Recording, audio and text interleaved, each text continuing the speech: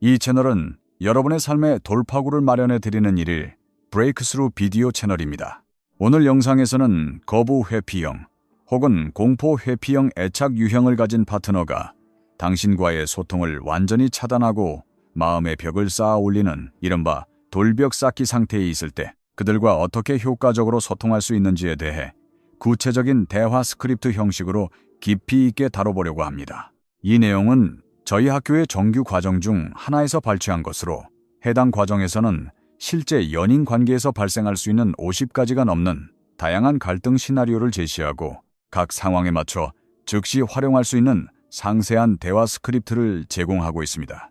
저는 이러한 구체적인 소통의 기술을 배우는 것이 정말로 중요하다고 생각합니다. 왜냐하면 우리는 종종 갈등 상황에서 어떻게 우리의 생각과 감정을 전달해야 할지 몰라 막막함을 느끼고 그로 인해 깊은 무력감에 빠지기 때문입니다. 제가 수많은 상담 경험을 통해 확실히 알게 된 사실 중 하나는 우리가 자신의 생각과 감정을 제대로 전달할 수 없거나 상대방에게 내 마음이가 닿지 않고 오해받는다고 느낄 때 그 고통은 이루 말할 수 없이 크다는 것입니다. 우리 반대편에 앉아있는 그 사람, 우리가 그토록 사랑하고 아끼는 그 사람이 단지 우리의 현실, 우리의 감정, 우리의 경험을 조금이라도 이해해 주기를 간절히 바랄 뿐인데 말이죠. 많은 사람들이 논쟁의 순간에 누가 옳고 그른지를 따지는 데에만 몰두합니다. 하지만 제가 수많은 커플들을 상담하며 발견한 놀라운 사실은 사람들이 자신의 행동이 아니라 자신의 감정과 관점, 즉 왜 그렇게 느꼈는지에 대한 경험, 그 자체를 상대방이 진심으로 인정하고 이해해 주는 순간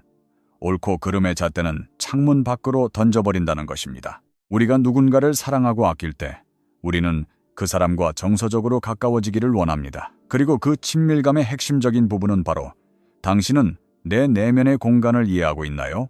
내가 왜 이렇게 느끼는지, 지금 내가 무엇을 느끼고 있는지 알고 있나요? 라는 질문에 대한 긍정적인 확신입니다. 우리가 이러한 내면의 경험을 서로 공유하고 이해받는다고 느낄 때 그것이야말로 인간적인 유대감과 연결감의 본질 그 자체라 할 수 있습니다. 그래서 저는 여러분이 다양한 갈등 시나리오를 헤쳐나가고 어려운 상황 속에서도 효과적으로 소통하여 결국에는 상대방에게 나의 모습을 있는 그대로 보여주고 나의 목소리를 들려주며 깊은 이해를 얻어낼 수 있도록 돕기 위해 이 모든 다양한 스크립트를 개발했습니다. 또한 이 과정을 통해 우리는 상대방과 그들의 상황을 더 잘 이해함으로써 그들을 위한 따뜻한 공간을 내어줄 수 있는 성숙한 사람으로 성장하게 될 것입니다. 본격적인 스크립트 설명에 앞서 한 가지 안내 말씀을 드리자면 아래 설명란과 영상 내에 쿠폰 코드를 기재해 두었습니다. 라고 모두 붙여서 입력하시면 저희 학교의 모든 강좌를 무제한으로 수강할 수 있는 올 액세스 멤버십을 포함한 모든 과정에 대해 25%의 할인 혜택을 받으실 수 있습니다. 자, 그럼 이제 본론으로 들어가 보겠습니다. 상대방이 쌓아올린 침묵의 돌벽, 즉 돌벽 쌓기의 희생자가 되는 것은 정말로 힘든 경험입니다. 그 사실에는 의심의 여지가 없습니다. 특히 이러한 소통 단절은 공포 회피형이나 거부 회피형에게서만 나타나는 현상은 아닙니다. 물론 모든 애착 유형의 사람이 특정 상황에서는 침묵을 선택할 수 있습니다. 하지만 불안형 애착을 가진 사람이 침묵을 선택한다면 그 기간은 비교적 짧게 끝나는 경향이 있습니다. 그리고 안정형 애착을 가진 사람이 소통을 단절한다면 거기에는 보통 상당히 정당한 이유가 있습니다. 예를 들어 파트너에게 배신을 당한 후 자신의 감정을 정리할 시간이 절실히 필요하다거나 너무나 큰 충격적인 사건에 직면하여 잠시 자신의 마음을 추스를 필요가 있을 때와 같은 경우입니다. 반면에 공포 회피형이나 거부 회피형에게 있어서 침묵은 일종의 뿌리 깊은 보호 메커니즘으로 작동합니다. 그들에게 침묵은 갈등이라는 위협으로부터 자신을 지키는 유일한 갑옷과도 같습니다. 따라서 이러한 행동은 다른 유형에 비해 훨씬 더 자주 그리고 더 오랜 기간 동안 나타날 수 있으며 관계 속에서 끊임없이 겪어야 하는 고통스러운 패턴이 될 수 있습니다. 그리고 그 침묵의 벽 반대편에 서 있는 사람이 되는 것은 정말로 지치고 힘든 일입니다. 물론 만약 당신의 파트너가 항상 이런 식으로 당신을 대한다면 당신은 그 관계의 건강성에 대해 심각하게 고민해보고 이 관계가 자신을 위한 최선의 선택인지 아닌지를 결정할 수 있는 인식이 필요합니다. 하지만 섣부른 결정을 내리기 전에 우리는 먼저 소통을 시도해야 합니다. 그리고 그 소통을 어떻게 해야 하는지에 대해 명확하게 배우고 실행해야 합니다. 그렇게 했을 때 관계의 저울추가 긍정적인 방향으로 움직이는지, 상황에 변화가 생기는지를 지켜볼 수 있습니다. 만약 여러 번의 진심 어린 시도에도 불구하고 아무런 변화가 없다면 그때는 다른 선택을 고려해야 합니다. 결국 건강하지 않은 관계에서 벗어날 수 있는 진정한 힘은 우리 내면의 치유와 자기인식, 그리고 잠재의식 속에 각인된 우리 자신의 제한적인 믿음들을 재프로그래밍하는 과정에서 나옵니다. 이러한 내면 작업을 통해 우리의 자기 가치감이 확장될 때 비로소 우리는 우리에게 해가 되는 관계를 떠날 수 있는 용기를 얻게 됩니다. 제가 상담 현장에서 자주 목격하는 것은 많은 사람들이 자신의 내면에 해결되지 않은 수많은 감정적 짐을 짊어지고 있기 때문에 건강하지 않은 관계를 떠나지 못한다는 사실입니다. 그들이 상처받은 약한 사람이어서가 아닙니다. 과거에 겪었던 트라우마와 고통들이 잠재의식 속에 저장되어 있다가 관계를 떠나는 것과 같은 특정 상황에서 과거의 두려움, 예를 들어 버림받을 것이라는 그 끔찍한 두려움을 다시 재현하거나 재생하기 때문입니다. 하지만 만약 당신이 내면 작업을 통해 그 유기불안의 상처를 깨끗하게 치유한다면 건강하지 않은 관계를 떠나는 것은 훨씬 더 쉬워집니다. 어쨌든 우리가 내면의 작업을 충실히 수행할 때 비로소 우리는 우리 삶에서 제대로 작동하지 않는 것들에 대해 더 단호한 경계를 설정하거나 필요하다면 그 관계를 떠날 수 있는 진정한 힘을 갖게 됩니다. 자, 이 점을 분명히 하고 싶습니다.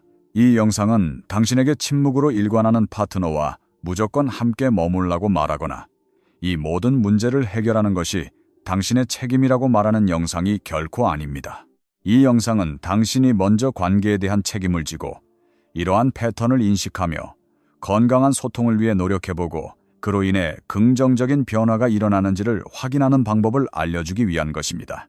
그리고 만약 그럼에도 불구하고 아무것도 변하지 않는다면 그때는 당신의 관계를 지배하는 거대하고 건강하지 않은 패턴이 존재한다는 것을 깨닫고 그 관계를 떠나야 한다는 것을 알게 될 것입니다. 여러분, 제가 무슨 말을 하는지 이해하시리라 믿습니다. 자, 그럼 이제 당신이 실제로 사용할 수 있는 대화의 예시를 들어보겠습니다. 이렇게 말할 수 있습니다. 자기야, 지금 당신이 나에게서 마음의 문을 닫고 있다는 게 느껴져. 나는 당신이 지금 겪고 있는 감정들을 정리하기 위해 필요한 시간과 공간을 전적으로 존중하고 싶어. 하지만 동시에 당신이 알아줬으면 하는 게 있어. 만약 당신이 계속해서 이렇게 침묵으로 벽을 쌓는 상태에만 머무른다면 우리는 이 문제의 근본적인 원인이 무엇인지 함께 들여다볼 기회를 영원히 놓치게 될 거야. 그러면 나는 당신의 마음속에서 무슨 일이 일어나고 있는지 이해할 수 없게 되고 결국 당신과 함께 이 문제를 해결할 수도 없게 되겠지. 그래서 나는 당신이 내 이야기도 조금만 들어주었으면 좋겠어. 그리고 나는 당신의 마음속에서 무슨 일이 일어나고 있는지, 당신이 무엇을 느끼고 무엇을 필요로 하는지 진심으로 이해하고 싶어. 그래야 나도 당신이 필요로 하는 것들을 채워줄 수 있을 테니까. 부디 이 점에 대해 생각해보고 언제가 됐든 이 문제에 대해 마음을 열고 대화할 수 있겠다 싶은 시간이 생기면 나에게 알려주었으면 좋겠어. 만약 당신이 그렇게 할 마음이 있다면 나는 당신의 감정이 어떻든 당신의 경험이 어떻든 기꺼이 존중하고 귀 기울여 듣고 이해할 준비가 되어 있어. 그리고 앞으로 우리가 서로에게 상처를 주는 일이 없도록 당신이 무엇을 필요로 하는지 듣고 싶어. 물론 당신도 나를 위해 똑같이 해줄 의향이 있다는 전제하에서 말이야. 우리 서로를 존중하고 각자에게 힘이 되어주는 방식으로 이 문제를 함께 헤쳐나가 보는 건 어떨까? 나는 그렇게 할 수 있을 것 같아. 나는 단지 당신이 언제쯤 나와 함께 그렇게 할 수 있을 것 같은지 알고 싶을 뿐이야. 자, 이것은 다소 긴 형식의 스크립트입니다. 제가 이렇게 모든 내용을 풍부하게 제공하는 이유는 여러분이 이 중에서 자신에게 가장 와닿는 핵심적인 부분들을 선택하여 활용할 수 있도록 하기 위함입니다. 어쩌면 이 내용 전체가 당신과 파트너 사이의 진솔한 대화 한 편이 될 수도 있고, 혹은 이 중에서 몇 가지 핵심적인 문장들만 기억해 두었다가 대화 중에 자연스럽게 삽입할 수도 있을 것입니다. 혹은 이 내용을 문자 메시지로 보낼 수도 있겠죠. 그럴 경우에는 문장을 조금 더 짧게 다듬어서 보낼 수도 있습니다. 하지만 이 대화 속에 담겨 있는 핵심적인 행동 원리들을 이해하는 것이 무엇보다 중요합니다. 그 원리들은 다음과 같습니다. 첫 번째, 상대방에게 문제 상황을 명확하게 인식시켜 주는 것입니다. 때때로 공포 회피형이나 거부 회피형인 사람들은 자기 자신의 감정과 경험 속에 너무 깊이 매몰된 나머지 자신이 지금 상대방과의 소통을 완전히 차단하는 돌벽 쌓기를 하고 있다는 사실조차, 그리고 자신의 그런 행동이 상대방에게 어떤 영향을 미치고 있는지조차 인지하지 못하는 경우가 많습니다. 따라서 당신은 아주 부드럽게 그 사실을 지적해 주는 것입니다. 자기야, 지금 당신이 나에게서 마음의 문을 닫고 있다는 게 느껴져라고 말함으로써 말이죠. 그리고 동시에 당신은 그들의 행동을 비난하는 것이 아니라 있는 그대로 보고 듣고 있다는 신호를 보내는 것입니다. 두 번째, 당신은 그들의 감정을 인정하고 존중해 주는 것입니다. 나는 당신의 공간과 경계를 존중하고 싶어. 이 말은 지금 당장 그만두고 나한테 마음을 열어 라고 강요하는 것이 아님을 분명히 하는 것입니다. 당신은 상대방이 아직 준비되지 않았을 때 마음을 열라고 다그치지 않습니다. 오히려 당신이 감정을 처리할 시간이 필요할 수도 있고 스스로를 진정시키는 과정에 있을 수도 있고 당신 내면에 무언가 힘든 일이 있어서 마음의 문을 닫았을 수도 있다는 것을 나는 이해하고 인정해 라는 메시지를 전달하는 것입니다. 이것이 바로 공감과 인정입니다. 세 번째, 그러면서도 동시에 문제 해결 지향적인 태도를 보이는 것입니다. 하지만 우리가 계속해서 이 침묵의 상태에만 머무른다면 우리는 근본적인 문제를 해결할 기회를 얻지 못할 거야. 이 말은 상대방의 감정은 존중하지만 이 침묵이라는 행동이 관계에 결코 도움이 되지 않는다는 사실을 명확히 하는 것입니다. 이는 문제 해결을 위한 건강한 방향을 제시하는 것입니다. 네 번째, 상대방의 감정과 경험을 이해하고 싶다는 진심을 전달하는 것입니다. 나는 당신의 감정과 경험을 조금이라도 듣고 싶고 당신의 필요를 이해하고 싶어. 이 말은 매우 중요합니다. 왜냐하면 침묵으로 일관하는 사람들은 종종 자신의 내면에 어차피 말해봤자 당신은 나를 보려 하지도 들으려 하지도 이해하려 하지도 않을 텐데 굳이 말해서 뭐해? 라는 깊은 불신과 체념을 가지고 있기 때문입니다. 따라서 당신이 먼저 나는 당신을 이해하고 싶다는 진심을 보여줌으로써 그들이 가지고 있을 수 있는 그 근본적인 불신의 벽을 허물어뜨릴 수 있습니다. 다섯 번째, 그 후에 당신 자신의 필요에 대해서도 이야기하는 것입니다. 나 또한 당신에게 내 이야기를 들어주고 이해받고 싶어. 이 말은 이 관계가 결코 일방적인 길이 아니라는 것을 보여주는 것입니다. 당신은 이 대화를 통해 자기 자신을 위한 건강한 경계를 설정하고 있는 것입니다.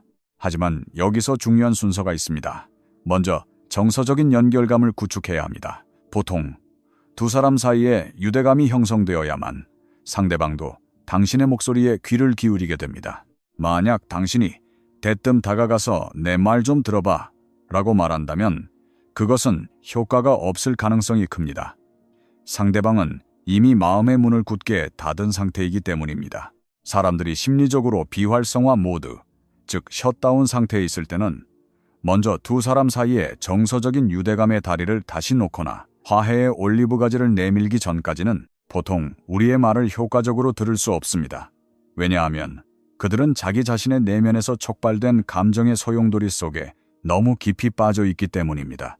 따라서 당신이 먼저 이해와 공감이라는 다리를 놓음으로써 상대방이 당신의 말에 귀 기울일 가능성을 극적으로 높일 수 있습니다. 여섯 번째, 앞으로의 소통 방식에 대한 건강한 경계를 설정하는 것입니다. 당신은 이렇게 말하고 있습니다. 우리가 마주 앉아 이야기할 때 나는 당신의 이야기를 듣고 싶고 당신의 감정을 이해하고 싶고 문제의 근본 원인을 함께 해결하고 싶어. 그리고 나 또한 당신에게 내 이야기를 들려주고 이해받고 싶고 당신이 나의 필요를 알아주었으면 해. 나는 이 모든 과정을 우리 함께 서로를 존중하는 방식으로 해나가고 싶어. 여기서 함께, 우리와 같은 단어들을 의식적으로 사용하는 것은 매우 중요합니다. 이 단어들은 상대방에게 이봐, 우리는 같은 팀이야 라는 사실을 상기시켜주기 때문입니다. 갈등이 깊어지면 우리는 종종 서로를 양극단으로 밀어내고 내 인생의 사랑이자 가장 친한 친구 혹은 모든 것을 함께 겪어온 가족인 그 사람을 마치 나의 적인 것처럼 느끼게 됩니다. 따라서 우리는 함께 우리 공동으로와 같은 부드러운 언어 사용을 통해 이것은 너와 나의 싸움이 아니라 우리 둘의 문제야. 그리고 우리는 사실 같은 팀이야 라는 사실을 부드럽게 일깨워 주어야 합니다. 이러한 언어는 보통 상대방의 방어적인 경계심과 마음의 벽을 낮추는데 매우 효과적입니다. 마지막으로 당신은 상대방이 스스로 생각하고 다시 돌아올 수 있는 공간과 여유를 남겨두는 것입니다. 그리고 당신은 보통 놀라운 변화를 목격하게 될 것입니다. 이 대화를 통해 상대방이 침묵하는 시간이 극적으로 단축되는 것을 보게 될 것입니다. 만약 평소에 그 사람이 5시간 혹은 길게는 3일 동안이나 침묵했다면 아마도 1시간 정도 후에 당신에게 돌아와서 좋아, 당신이 한 말에 대해 생각해봤어. 내 경험은 이랬어 라고 말하며 대화를 시작할지도 모릅니다. 물론 그 다음 단계에서는 또 다른 역학관계가 펼쳐지게 됩니다. 그 대화를 어떻게 이끌어 나가야 하는지에 대한 문제죠. 하지만 그 부분은 다른 영상들을 통해 다루도록 하겠습니다. 앞으로도 여러분이 효과적인 의사소통의 원리를 이해하고 실제 관계에 적용하는 데 도움이 될 수 있도록 이와 같은 스크립트 형식의 영상들을 계속해서 만들어 나갈 계획입니다. 심화 분석, 회피형의 내면 심리와 동아시아 문화적 맥락. 이제부터는 원본 영상의 내용을 넘어서 회피형 애착 유형을 가진 사람들의 내면 심리를 더욱 깊이 파고들어보고 특히 한국과 일본을 포함한 동아시아 문화권의 시청자들이 더 깊이 공감하고 이해할 수 있도록 저의 독자적인 관점과 분석을 추가하고자 합니다. 왜냐하면 애착 이론은 보편적인 인간 심리를 다루지만 그 표현 방식과 근본 원인은 각 사회의 문화적 토양과 깊이 연결되어 있기 때문입니다. 하나, 침묵의 갑옷. 회피형에게 돌벽 쌓기는 생존 전략이다. 우리는 회피형의 침묵을 수동 공격이나 이기적인 무시라고 쉽게 판단하곤 합니다. 하지만 그들의 내면으로 들어가 보면 침묵은 그들에게 있어 갈등이라는 압도적인 위협으로부터 자신을 보호하는 유일한 생존 전략에 가깝습니다. 그들의 어린 시절을 상상해 보십시오. 감정을 표현했을 때 부모로부터 거부당하거나 무시당하거나 혹은 쓸데없는 소리 하지 마라. 남자는 우는 거 아니다. 와 같은 말로 억압당한 경험이 반복되었을 가능성이 높습니다. 이러한 환경에서 아이는 나의 감정은 중요하지 않다. 감정을 드러내는 것은 위험하고 나약한 것이다. 결국 나의 문제는 나 스스로 해결해야 한다는 깊은 신념을 내면화하게 됩니다.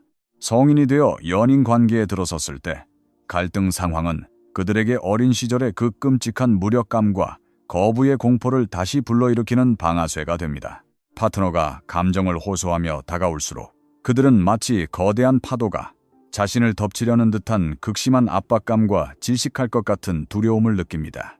그 순간 그들의 뇌는 생존 모드로 전환되고 선택지는 싸우거나 도망치거나 flight, 얼어붙는 것, 3가지뿐입니다.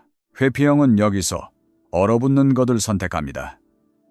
입을 닫고 감정을 차단하고 모든 소통을 끊어버리는 것. 이것이 그들이 자신을 지키는 유일한 방법이라고 잠재의식 깊은 곳에서 믿고 있기 때문입니다. 그것은 악의적인 행동이라기보다는 통제 불가능한 상황에서 자신을 보존하려는 처절한 몸부림에 가깝습니다. 둘, 민폐와 체면의 문화.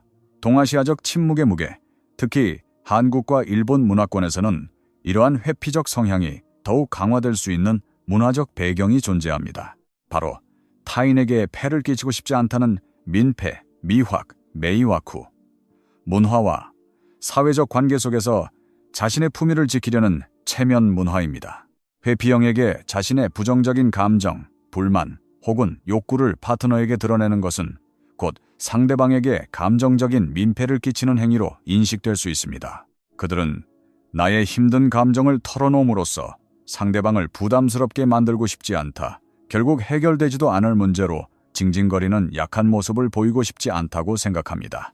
따라서 침묵은 상대방을 보호하고 관계에 불필요한 짐을 지우지 않으려는 왜곡된 형태의 배려일 수 있습니다.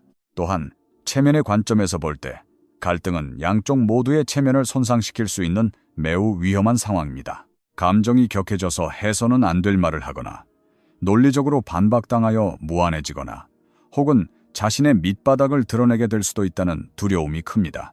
침묵은 이러한 모든 잠재적 체면 손상의 위험을 원천 차단하는 가장 안전한 방법입니다. 아무 말도 하지 않으면 적어도 실수할 일은 없기 때문입니다. 이러한 문화적 코드를 이해할 때 우리는 그들의 침묵이 단순히 개인적인 성향을 넘어 사회적 압박과 깊이 연결되어 있음을 알 수 있습니다. 셋, 혼내, 번닌와 다테마의 젠쟁의 극단. 침묵 뒤에 숨겨진 진짜 마음. 일본 문화의 핵심 개념인 혼내 속마음과 다테마의 겉으로 드러내는 입장은 회피형의 심리를 설명하는 데 매우 유용한 틀을 제공합니다. 회피형은 극단적인 다테마의 상태로 살아가는 사람이라 할 수 있습니다. 그들의 겉모습, 즉 차갑고 무심해 보이는 침묵은 하나의 정교한 다테마에입니다. 그 가면 뒤에는 사실 누구보다 연약하고 상처받기 쉬운 혼내가 숨겨져 있습니다. 그들은 거절당할까봐, 실망시킬까봐, 자신의 부족함이 드러날까봐 두려워하는 진짜 마음을 침묵이라는 두꺼운 벽 뒤에 꽁꽁 숨겨두고 있는 것입니다. 따라서 우리가 그들의 침묵이라는 다테마에 대고 소리치고 비난하는 것은 그들의 혼내를 더욱 깊은 동굴 속으로 숨게 만들 뿐입니다.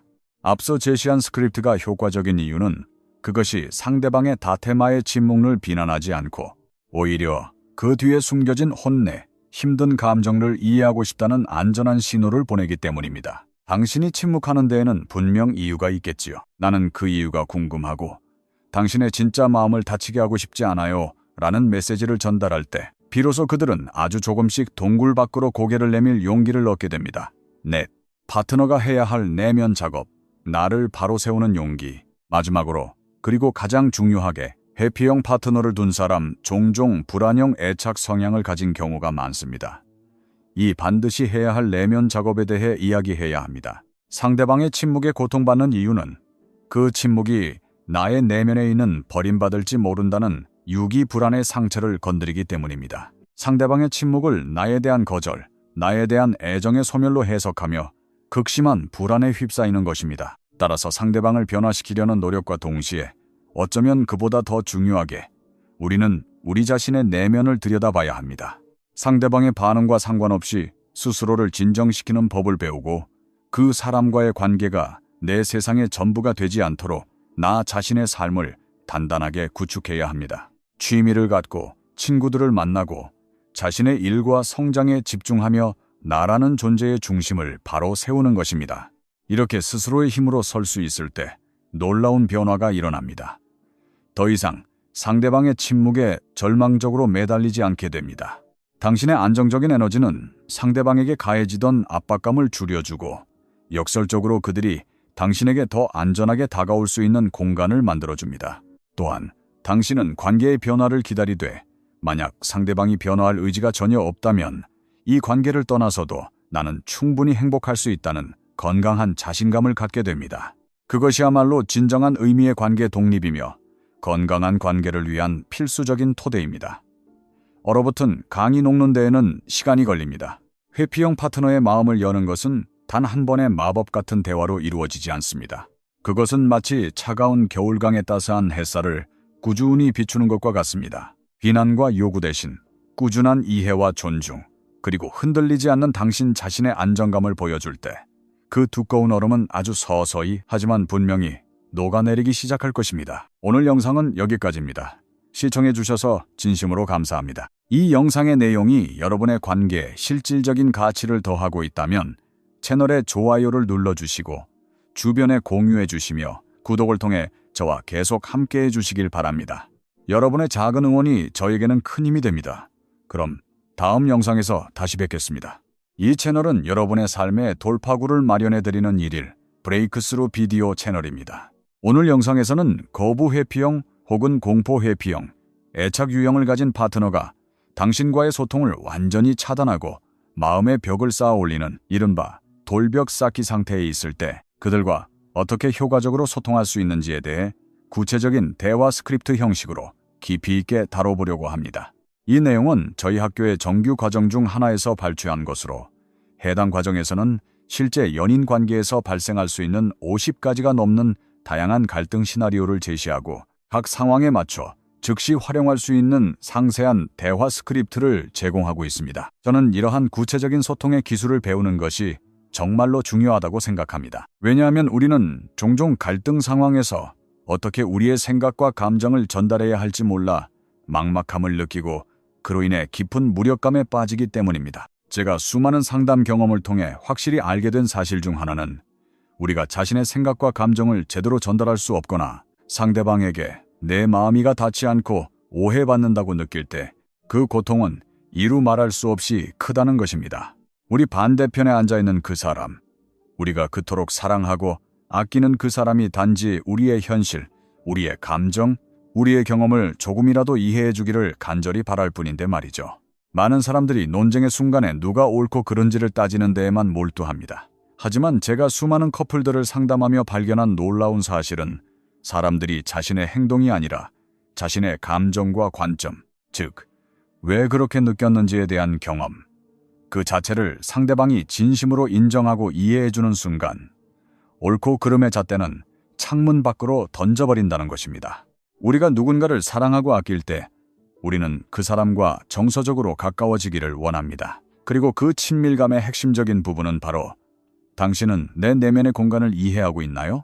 내가 왜 이렇게 느끼는지, 지금 내가 무엇을 느끼고 있는지 알고 있나요? 라는 질문에 대한 긍정적인 확신입니다. 우리가 이러한 내면의 경험을 서로 공유하고 이해받는다고 느낄 때 그것이야말로 인간적인 유대감과 연결감의 본질 그 자체라 할 수 있습니다. 그래서 저는 여러분이 다양한 갈등 시나리오를 헤쳐나가고 어려운 상황 속에서도 효과적으로 소통하여 결국에는 상대방에게 나의 모습을 있는 그대로 보여주고 나의 목소리를 들려주며 깊은 이해를 얻어낼 수 있도록 돕기 위해 이 모든 다양한 스크립트를 개발했습니다. 또한 이 과정을 통해 우리는 상대방과 그들의 상황을 더 잘 이해함으로써 그들을 위한 따뜻한 공간을 내어줄 수 있는 성숙한 사람으로 성장하게 될 것입니다. 본격적인 스크립트 설명에 앞서 한 가지 안내 말씀을 드리자면 아래 설명란과 영상 내에 쿠폰 코드를 기재해 두었습니다. 라고 모두 붙여서 입력하시면 저희 학교의 모든 강좌를 무제한으로 수강할 수 있는 올 액세스 멤버십을 포함한 모든 과정에 대해 25%의 할인 혜택을 받으실 수 있습니다. 자, 그럼 이제 본론으로 들어가 보겠습니다. 상대방이 쌓아 올린 침묵의 돌벽, 즉 돌벽 쌓기의 희생자가 되는 것은 정말로 힘든 경험입니다. 그 사실에는 의심의 여지가 없습니다. 특히 이러한 소통 단절은 공포 회피형이나 거부 회피형에게서만 나타나는 현상은 아닙니다. 물론 모든 애착 유형의 사람이 특정 상황에서는 침묵을 선택할 수 있습니다. 하지만 불안형 애착을 가진 사람이 침묵을 선택한다면 그 기간은 비교적 짧게 끝나는 경향이 있습니다. 그리고 안정형 애착을 가진 사람이 소통을 단절한다면 거기에는 보통 상당히 정당한 이유가 있습니다. 예를 들어 파트너에게 배신을 당한 후 자신의 감정을 정리할 시간이 절실히 필요하다거나 너무나 큰 충격적인 사건에 직면하여 잠시 자신의 마음을 추스를 필요가 있을 때와 같은 경우입니다. 반면에 공포 회피형이나 거부 회피형에게 있어서 침묵은 일종의 뿌리 깊은 보호 메커니즘으로 작동합니다. 그들에게 침묵은 갈등이라는 위협으로부터 자신을 지키는 유일한 갑옷과도 같습니다. 따라서 이러한 행동은 다른 유형에 비해 훨씬 더 자주 그리고 더 오랜 기간 동안 나타날 수 있으며 관계 속에서 끊임없이 겪어야 하는 고통스러운 패턴이 될 수 있습니다. 그리고 그 침묵의 벽 반대편에 서 있는 사람이 되는 것은 정말로 지치고 힘든 일입니다.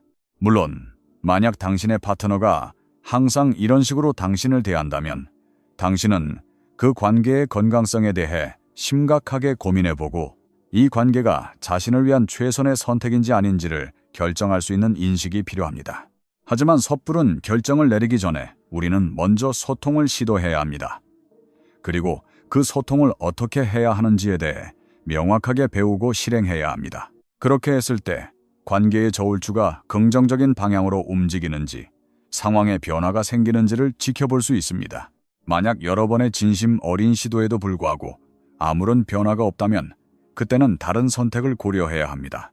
결국 건강하지 않은 관계에서 벗어날 수 있는 진정한 힘은 우리 내면의 치유와 자기 인식 그리고 잠재의식 속에 각인된 우리 자신의 제한적인 믿음들을 재프로그래밍하는 과정에서 나옵니다. 이러한 내면 작업을 통해 우리의 자기 가치감이 확장될 때 비로소 우리는 우리에게 해가 되는 관계를 떠날 수 있는 용기를 얻게 됩니다. 제가 상담 현장에서 자주 목격하는 것은 많은 사람들이 자신의 내면에 해결되지 않은 수많은 감정적 짐을 짊어지고 있기 때문에 건강하지 않은 관계를 떠나지 못한다는 사실입니다. 그들이 상처받은 약한 사람이어서가 아닙니다. 과거에 겪었던 트라우마와 고통들이 잠재의식 속에 저장되어 있다가 관계를 떠나는 것과 같은 특정 상황에서 과거의 두려움, 예를 들어 버림받을 것이라는 그 끔찍한 두려움을 다시 재현하거나 재생하기 때문입니다. 하지만 만약 당신이 내면 작업을 통해 그 유기불안의 상처를 깨끗하게 치유한다면 건강하지 않은 관계를 떠나는 것은 훨씬 더 쉬워집니다. 어쨌든 우리가 내면의 작업을 충실히 수행할 때 비로소 우리는 우리 삶에서 제대로 작동하지 않는 것들에 대해 더 단호한 경계를 설정하거나 필요하다면 그 관계를 떠날 수 있는 진정한 힘을 갖게 됩니다. 자, 이 점을 분명히 하고 싶습니다. 이 영상은 당신에게 침묵으로 일관하는 파트너와 무조건 함께 머물라고 말하거나 이 모든 문제를 해결하는 것이 당신의 책임이라고 말하는 영상이 결코 아닙니다. 이 영상은 당신이 먼저 관계에 대한 책임을 지고 이러한 패턴을 인식하며 건강한 소통을 위해 노력해보고 그로 인해 긍정적인 변화가 일어나는지를 확인하는 방법을 알려주기 위한 것입니다. 그리고 만약 그럼에도 불구하고 아무것도 변하지 않는다면 그때는 당신의 관계를 지배하는 거대하고 건강하지 않은 패턴이 존재한다는 것을 깨닫고 그 관계를 떠나야 한다는 것을 알게 될 것입니다. 여러분, 제가 무슨 말을 하는지 이해하시리라 믿습니다. 자, 그럼 이제 당신이 실제로 사용할 수 있는 대화의 예시를 들어보겠습니다.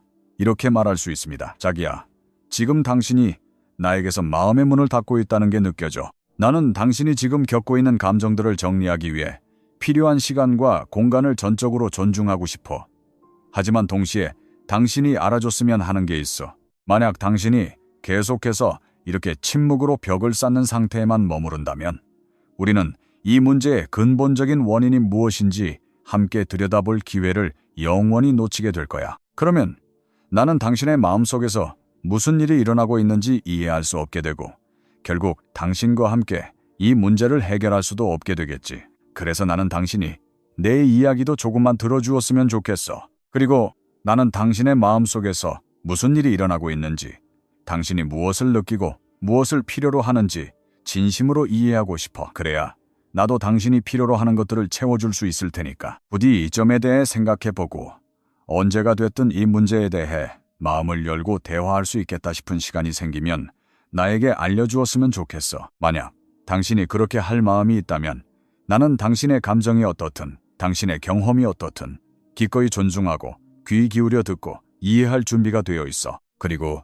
앞으로 우리가 서로에게 상처를 주는 일이 없도록 당신이 무엇을 필요로 하는지 듣고 싶어. 물론 당신도 나를 위해 똑같이 해줄 의향이 있다는 전제하에서 말이야. 우리 서로를 존중하고 각자에게 힘이 되어주는 방식으로 이 문제를 함께 헤쳐나가보는 건 어떨까? 나는 그렇게 할 수 있을 것 같아. 나는 단지 당신이 언제쯤 나와 함께 그렇게 할 수 있을 것 같은지 알고 싶을 뿐이야. 자, 이것은 다소 긴 형식의 스크립트입니다. 제가 이렇게 모든 내용을 풍부하게 제공하는 이유는 여러분이 이 중에서 자신에게 가장 와닿는 핵심적인 부분들을 선택하여 활용할 수 있도록 하기 위함입니다. 어쩌면 이 내용 전체가 당신과 파트너 사이의 진솔한 대화 한 편이 될 수도 있고 혹은 이 중에서 몇 가지 핵심적인 문장들만 기억해 두었다가 대화 중에 자연스럽게 삽입할 수도 있을 것입니다. 혹은 이 내용을 문자 메시지로 보낼 수도 있겠죠. 그럴 경우에는 문장을 조금 더 짧게 다듬어서 보낼 수도 있습니다. 하지만 이 대화 속에 담겨있는 핵심적인 행동 원리들을 이해하는 것이 무엇보다 중요합니다. 그 원리들은 다음과 같습니다. 첫 번째, 상대방에게 문제 상황을 명확하게 인식시켜주는 것입니다. 때때로 공포 회피형이나 거부 회피형인 사람들은 자기 자신의 감정과 경험 속에 너무 깊이 매몰된 나머지 자신이 지금 상대방과의 소통을 완전히 차단하는 돌벽 쌓기를 하고 있다는 사실조차, 그리고 자신의 그런 행동이 상대방에게 어떤 영향을 미치고 있는지조차 인지하지 못하는 경우가 많습니다. 따라서 당신은 아주 부드럽게 그 사실을 지적해 주는 것입니다. 자기야, 지금 당신이 나에게서 마음의 문을 닫고 있다는 게 느껴져 라고 말함으로써 말이죠. 그리고 동시에 당신은 그들의 행동을 비난하는 것이 아니라 있는 그대로 보고 듣고 있다는 신호를 보내는 것입니다. 두 번째, 당신은 그들의 감정을 인정하고 존중해주는 것입니다. 나는 당신의 공간과 경계를 존중하고 싶어.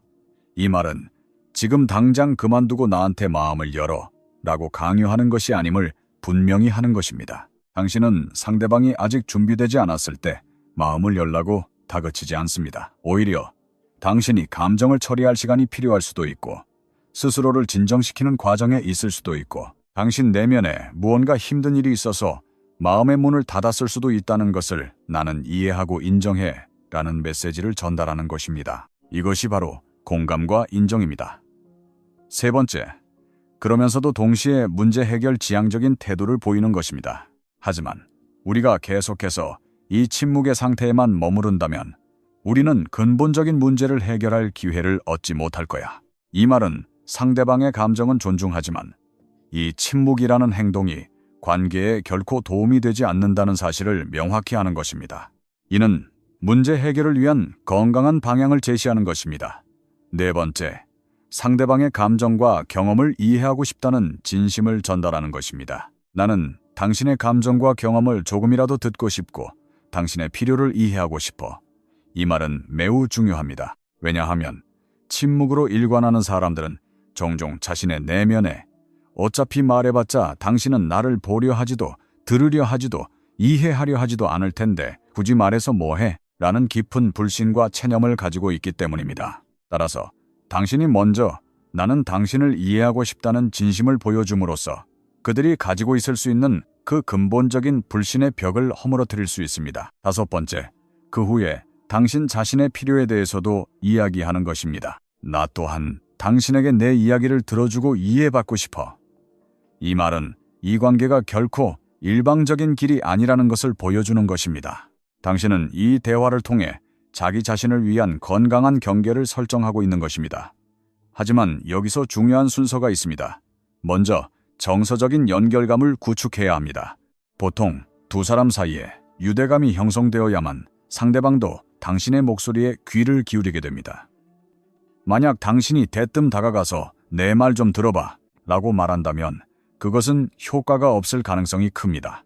상대방은 이미 마음의 문을 굳게 닫은 상태이기 때문입니다. 사람들이 심리적으로 비활성화 모드, 즉 셧다운 상태에 있을 때는 먼저 두 사람 사이에 정서적인 유대감의 다리를 다시 놓거나 화해의 올리브 가지를 내밀기 전까지는 보통 우리의 말을 효과적으로 들을 수 없습니다. 왜냐하면 그들은 자기 자신의 내면에서 촉발된 감정의 소용돌이 속에 너무 깊이 빠져 있기 때문입니다.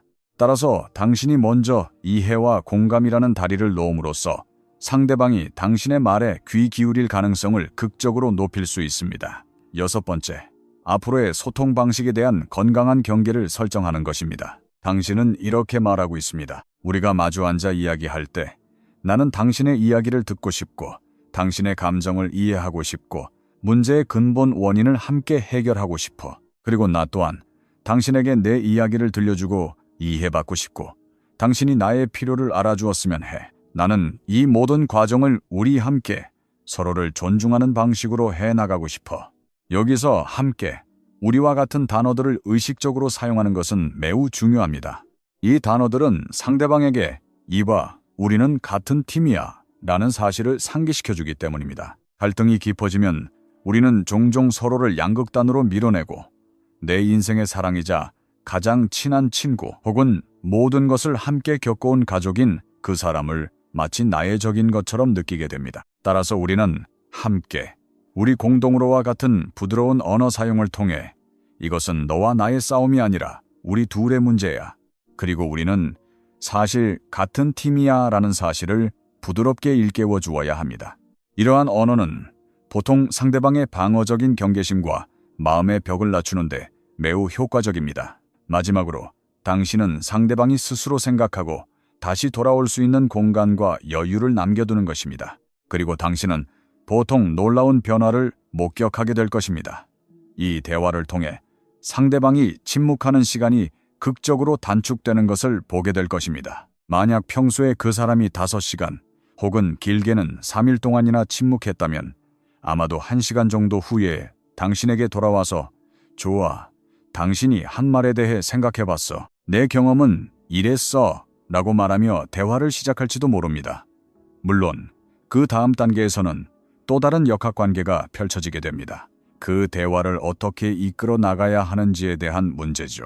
하지만 그 부분은 다른 영상들을 통해 다루도록 하겠습니다. 앞으로도 여러분이 효과적인 의사소통의 원리를 이해하고 실제 관계에 적용하는 데 도움이 될 수 있도록 이와 같은 스크립트 형식의 영상들을 계속해서 만들어 나갈 계획입니다. 심화 분석, 회피형의 내면 심리와 동아시아 문화적 맥락. 이제부터는 원본 영상의 내용을 넘어서 회피형 애착 유형을 가진 사람들의 내면 심리를 더욱 깊이 파고들어보고 특히 한국과 일본을 포함한 동아시아 문화권의 시청자들이 더 깊이 공감하고 이해할 수 있도록 저의 독자적인 관점과 분석을 추가하고자 합니다. 왜냐하면 애착 이론은 보편적인 인간 심리를 다루지만 그 표현 방식과 근본 원인은 각 사회의 문화적 토양과 깊이 연결되어 있기 때문입니다. 하나, 침묵의 갑옷. 회피형에게 돌벽 쌓기는 생존 전략이다. 우리는 회피형의 침묵을 수동 공격이나 이기적인 무시라고 쉽게 판단하곤 합니다. 하지만 그들의 내면으로 들어가 보면 침묵은 그들에게 있어 갈등이라는 압도적인 위협으로부터 자신을 보호하는 유일한 생존 전략에 가깝습니다. 그들의 어린 시절을 상상해 보십시오. 감정을 표현했을 때 부모로부터 거부당하거나 무시당하거나 혹은 쓸데없는 소리 하지 마라, 남자는 우는 거 아니다와 같은 말로 억압당한 경험이 반복되었을 가능성이 높습니다. 이러한 환경에서 아이는 나의 감정은 중요하지 않다. 감정을 드러내는 것은 위험하고 나약한 것이다. 결국 나의 문제는 나 스스로 해결해야 한다는 깊은 신념을 내면화하게 됩니다. 성인이 되어 연인 관계에 들어섰을 때 갈등 상황은 그들에게 어린 시절의 그 끔찍한 무력감과 거부의 공포를 다시 불러일으키는 방아쇠가 됩니다.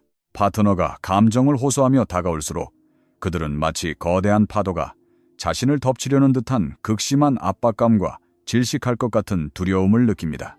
그 순간 그들의 뇌는 생존 모드로 전환되고 선택지는 싸우거나 도망치거나 flight, 얼어붙는 것 세 가지뿐입니다. 회피형은 여기서 얼어붙는 것을 선택합니다. 입을 닫고 감정을 차단하고 모든 소통을 끊어버리는 것. 이것이 그들이 자신을 지키는 유일한 방법이라고 잠재의식 깊은 곳에서 믿고 있기 때문입니다. 그것은 악의적인 행동이라기보다는 통제 불가능한 상황에서 자신을 보존하려는 처절한 몸부림에 가깝습니다. 둘, 민폐와 체면의 문화, 동아시아적 침묵의 무게. 특히 한국과 일본 문화권에서는 이러한 회피적 성향이 더욱 강화될 수 있는 문화적 배경이 존재합니다. 바로 타인에게 폐를 끼치고 싶지 않다는 민폐, 미확, 메이와쿠 문화와 사회적 관계 속에서 자신의 품위를 지키려는 체면 문화입니다. 회피형에게 자신의 부정적인 감정, 불만 혹은 욕구를 파트너에게 드러내는 것은 곧 상대방에게 감정적인 민폐를 끼치는 행위로 인식될 수 있습니다. 그들은 나의 힘든 감정을 털어놓음으로써 상대방을 부담스럽게 만들고 싶지 않다. 결국 해결되지도 않을 문제로 징징거리는 약한 모습을 보이고 싶지 않다고 생각합니다. 따라서 침묵은 상대방을 보호하고 관계에 불필요한 짐을 지우지 않으려는 왜곡된 형태의 배려일 수 있습니다. 또한 체면의 관점에서 볼 때 갈등은 양쪽 모두의 체면을 손상시킬 수 있는 매우 위험한 상황입니다. 감정이 격해져서 해서는 안 될 말을 하거나 논리적으로 반박당하여 무안해지거나 혹은 자신의 밑바닥을 드러내게 될 수도 있다는 두려움이 큽니다. 침묵은 이러한 모든 잠재적 체면 손상의 위험을 원천 차단하는 가장 안전한 방법입니다. 아무 말도 하지 않으면 적어도 실수할 일은 없기 때문입니다. 이러한 문화적 코드를 이해할 때 우리는 그들의 침묵이 단순히 개인적인 성향을 넘어 사회적 압박과 깊이 연결되어 있음을 알 수 있습니다. 셋, 혼내, 번인와 다테마에, 젠에, 극단, 침묵 뒤에 숨겨진 진짜 마음. 일본 문화의 핵심 개념인 혼내, 속마음화, 다테마의 겉으로 드러내는 입장은 회피형의 심리를 설명하는 데 매우 유용한 틀을 제공합니다. 회피형은 극단적인 다테마의 상태로 살아가는 사람이라 할 수 있습니다. 그들의 겉모습, 즉 차갑고 무심해 보이는 침묵은 하나의 정교한 다테마에입니다. 그 가면 뒤에는 사실 누구보다 연약하고 상처받기 쉬운 혼내가 숨겨져 있습니다. 그들은 거절당할까봐, 실망시킬까봐, 자신의 부족함이 드러날까봐 두려워하는 진짜 마음을 침묵이라는 두꺼운 벽 뒤에 꽁꽁 숨겨두고 있는 것입니다. 따라서 우리가 그들의 침묵이라는 닷의 마애에 대고 소리치고 비난하는 것은 그들의 혼내를 더욱 깊은 동굴 속으로 숨게 만들 뿐입니다. 앞서 제시한 스크립트가 효과적인 이유는 그것이 상대방의 다테마의 침묵을 비난하지 않고 오히려 그 뒤에 숨겨진 혼내, 힘든 감정을 이해하고 싶다는 안전한 신호를 보내기 때문입니다. 당신이 침묵하는 데에는 분명 이유가 있겠지요. 나는 그 이유가 궁금하고 당신의 진짜 마음을 다치게 하고 싶지 않아요 라는 메시지를 전달할 때 비로소 그들은 아주 조금씩 동굴 밖으로 고개를 내밀 용기를 얻게 됩니다. 넷, 파트너가 해야 할 내면 작업, 나를 바로 세우는 용기. 마지막으로, 그리고 가장 중요하게 회피형 파트너를 둔 사람 종종 불안형 애착 성향을 가진 경우가 많습니다. 이 반드시 해야 할 내면 작업에 대해 이야기해야 합니다. 상대방의 침묵에 고통받는 이유는 그 침묵이 나의 내면에 있는 버림받을지 모른다는 유기불안의 상처를 건드리기 때문입니다. 상대방의 침묵을 나에 대한 거절, 나에 대한 애정의 소멸로 해석하며 극심한 불안에 휩싸이는 것입니다. 따라서 상대방을 변화시키려는 노력과 동시에 어쩌면 그보다 더 중요하게 우리는 우리 자신의 내면을 들여다봐야 합니다. 상대방의 반응과 상관없이 스스로를 진정시키는 법을 배우고 그 사람과의 관계가 내 세상의 전부가 되지 않도록 나 자신의 삶을 단단하게 구축해야 합니다. 취미를 갖고 친구들을 만나고 자신의 일과 성장에 집중하며 나라는 존재의 중심을 바로 세우는 것입니다. 이렇게 스스로의 힘으로 설 수 있을 때 놀라운 변화가 일어납니다. 더 이상 상대방의 침묵에 절망적으로 매달리지 않게 됩니다. 당신의 안정적인 에너지는 상대방에게 가해지던 압박감을 줄여주고 역설적으로 그들이 당신에게 더 안전하게 다가올 수 있는 공간을 만들어줍니다. 또한 당신은 관계의 변화를 기다리되 만약 상대방이 변화할 의지가 전혀 없다면 이 관계를 떠나서도 나는 충분히 행복할 수 있다는 건강한 자신감을 갖게 됩니다. 그것이야말로 진정한 의미의 관계 독립이며 건강한 관계를 위한 필수적인 토대입니다. 얼어붙은 강이 녹는 데에는 시간이 걸립니다. 회피형 파트너의 마음을 여는 것은 단 한 번의 마법 같은 대화로 이루어지지 않습니다. 그것은 마치 차가운 겨울강의 따스한 햇살을 꾸준히 비추는 것과 같습니다. 비난과 요구 대신 꾸준한 이해와 존중, 그리고 흔들리지 않는 당신 자신의 안정감을 보여줄 때 그 두꺼운 얼음은 아주 서서히 하지만 분명히 녹아내리기 시작할 것입니다. 오늘 영상은 여기까지입니다. 시청해주셔서 진심으로 감사합니다. 이 영상의 내용이 여러분의 관계에 실질적인 가치를 더하고 있다면 채널에 좋아요를 눌러주시고 주변에 공유해주시며 구독을 통해 저와 계속 함께해 주시길 바랍니다. 여러분의 작은 응원이 저에게는 큰 힘이 됩니다. 그럼 다음 영상에서 다시 뵙겠습니다.